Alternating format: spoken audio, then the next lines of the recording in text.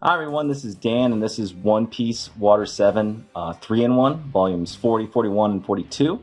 And today we're going over volume 42, right here, Pirates versus CP-9. And essentially this is the long-awaited showdown between CP-9 and the Straw Hat Pirates. This particular volume right here, 42, includes the fight, most of the beginning of the fights, and then the resolution of a couple fights right here. So again, for those of you comic book fans, this is manga, so basically, yeah, the fights do take a long time to get through. But those of you manga fans, I mean, no big deal here. This is what you love. So again, we're just going to jump right into it. This volume kind of begins with Rocket Man launching the Straw Hat Pirates right into the Tower of Law, where CP-9 is waiting for them. So in the previous issue, we had mainly, or I should say volume, we had essentially the backstory of Nico Robin explained to us finally, once and for all, and her resolution to finally fight for her life and not accept her eventual execution by the government right here.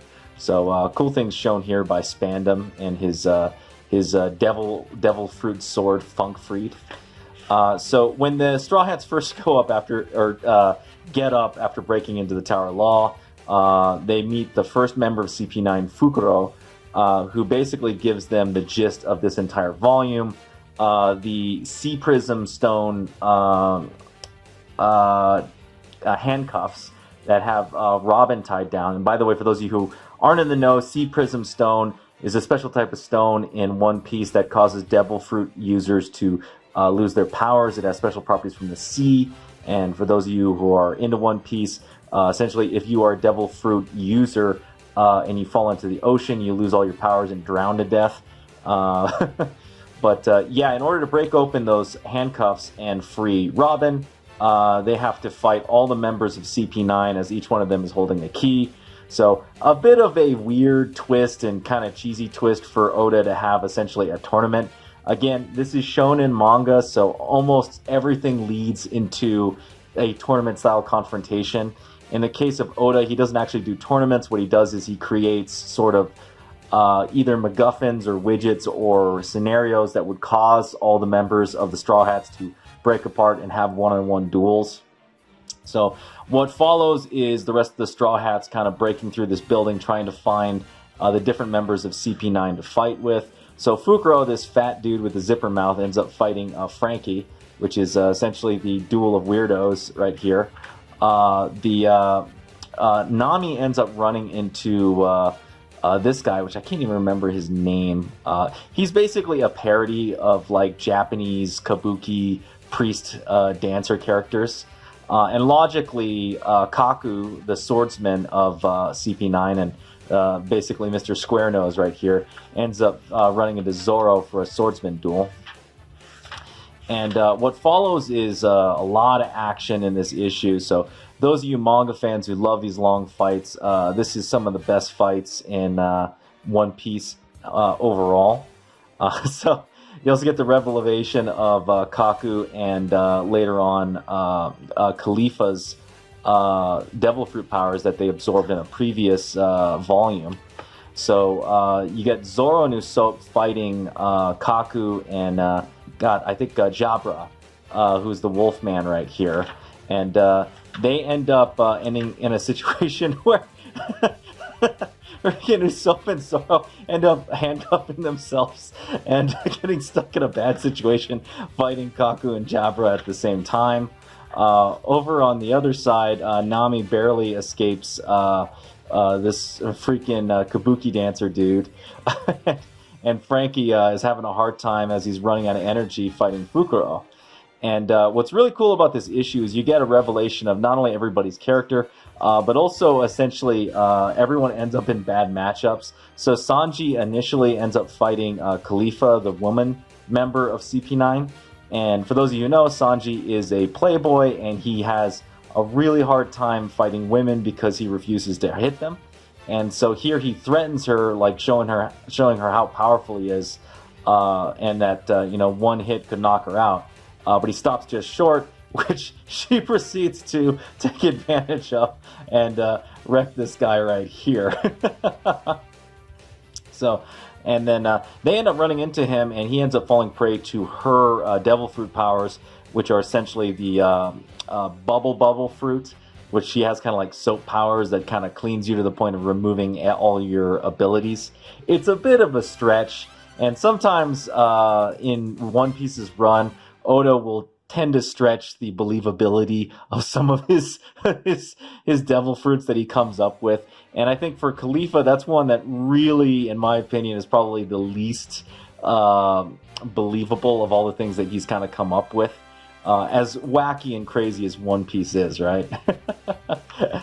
So they end up switching places. Nami ends up going off to fight Khalifa, the female, getting basically girl-on-girl action. Whereas, Kumadori, that's his freaking name. God, I can't believe I forgot it. There's so many freaking characters in One Piece, you kind of forget about it. Kumadori ends up fighting Chopper as the two freaks kind of go at each other. Meanwhile, Luffy's kind of running around, basically chasing after Rob Lucci, the leader of CP-9, and Robin. So, we move on, and it's basically a lot of fighting here and there. One of the coolest things about this issue is the revelation of Frankie's power, right? So you get a really hilarious scene where Frankie ends up asking Chopper for help and any kind of drinks that he can use to help him out, right? And he ends up, Chopper ends up basically giving him like vegetable juice and green tea on accident, whereas like what really powers him is cola. So he eventually gets the Coca-Cola, and then he goes super and freaking knocks him out, freaking Dragon Ball style, between the two. On the other side, you also get a revelation of Chopper's power as we jump a little bit further in here. Yeah, I'm kind of jumping through here just because all these volumes have so much long fight scenes and details and kind of wisecracks and everything. It almost kind of ruins it to go over every little bit of it. But what's really interesting about this issue is basically the revelation of not only how Frankie's powers work, but also how Chopper's powers work. So Chopper is a reindeer that ate the human fruit. So he's technically still a reindeer, but he has like human features now and human capabilities. And he is a doctor, and he creates his own medicine called Rumble Balls, which allows him to transform into other forms and gain different powers. However, in the early parts of One Piece, he's very limited in how he's able to use those Rumble Balls. He can only reuse like one at a time initially. If he uses the second one, he's unable to control his transformations effectively between his 7 forms. And then when he uses a third Rumble Ball, he has no ability to control anything. He basically becomes a huge, massive beast that is unstoppable in the early parts of One Piece. Post-time skip, which occurs later on after a whole bunch of other stories, is a different animal, but in the early part of One Piece, he had a lot of difficulties with the Rumble Ball. So this showcases his almost unstoppable beast form right here, with the third Rumble Ball being highlighted. Back between Nami and Khalifa, you see Nami's having a really hard time fighting her. And despite all the electricity and all the other stuff, Khalifa is able to kind of defeat her with her bubble fruit powers. So this is also typical Oda right here. So Oda has this, even though his figures and his anatomy is always really wrong, he has this weird ability to just use shapes to kind of point out essentially what really defines characters. Like his anatomy is fucking weird in One Piece, but for some reason when you get into it, you just kind of like still end up liking the way he draws things. I don't know why. He's also very good at dynamic shots. And I think that's kind of a requirement for manga in general. So by the end of this, Fukuro and Kumadori get their asses kicked. There's still kind of a fight between Jabra, Kaku, Zoro, and Usopp. And Nami's still kind of going toe-to-toe with Khalifa. And at the end, you get the initial start of the showdown between Rob Lucci and Luffy right here. Which, by the way, this fight's epic, but it lasts for like freaking 2 volumes. It's a really, really long fight, which is kind of typical of most manga arcs. Most manga arcs, especially in the shonen genre that One Piece is in, they're going to have one big fight at the end.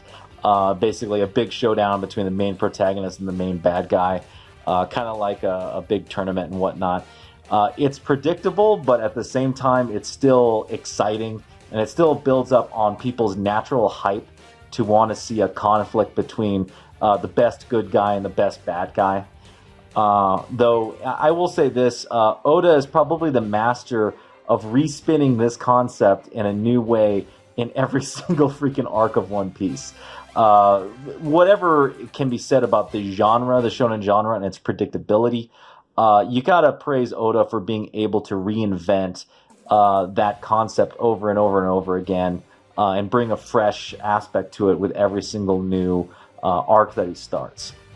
So anyhow, a lot faster. I think I've kind of figured out the flow for reviewing a volume, and it's mainly going over the high points and maybe some of the funny aspects and maybe some art that I thought was really cool looking, and not necessarily sequentially going over everything that happens like I do with American comic book issues or with French Bande Dessinée. So anyhow, let's get to the art. So this is the last of my inks, man. So this is actually the wrong skin tone, but it's the only thing I got left. So I kind of have to go with it. This is Frankie pre-time skip. His design post-time skip in One Piece is really wacky. You can just read on in One Piece or watch the anime and you can see that. I always liked his original design. It was kind of funny. It always looked like basically a gangster from Hawaii. Like a Hawaiian gangster or something like that. Very interesting thing about Frankie is his design was heavily influenced by Popeye. And I think Oda mentions that in an interview that like the big puffy forearms was on purpose. And then to add to it, it kind of helps him in a way kind of explain some of the cyborg aspects of his character later on. And of course, you got to have him doing his pose, and you got to have him doing super. You know, let's imagine the freaking his freaking theme song going while this is going on. Anyhow, that's the video, guys. Let me know what you think. If you like this video, please hit the thumbs up. Subscribe if you haven't subscribed. Hit the bell for notifications. If you got any comments on One Piece Volume 42 or this art, leave it down below, and I will see you next time.